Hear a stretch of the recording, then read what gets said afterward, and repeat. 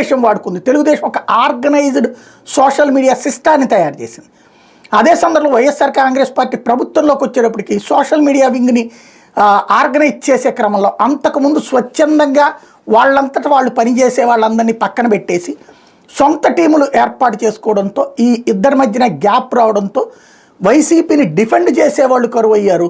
వైసీపీని అఫెండ్ చేసేవాళ్ళు, విమర్శించేవాళ్ళు సంబంధించినటువంటిది డామినేట్ అయింది. అది ప్రభుత్వం మారడంలో one of the key point కూడా అయింది. ఒక అబద్ధాన్ని పదే పదే చెప్పి నిజమని నమ్మించేటటువంటి క్రమంలో అవతల ఆర్గనైజర్గా చేస్తుంటే దాన్ని ఎదిరించడంలో ఇక్కడ వీళ్ళు విఫలమైనటువంటి పరిస్థితి జరిగింది. అయితే ఇందులో ఈ ఇన్ఫ్లుయెన్సర్స్ అన్నటువంటి పాయింట్ని కాకుండా ఇన్ఫ్లుయెన్స్ చెయ్యడం అన్నటువంటి కాన్సెప్ట్ ప్రధానంగా పనిచేసింది ఇక్కడ. అంటే ఒక పదాన్ని పదే పదే అబద్ధాన్ని చెప్తా.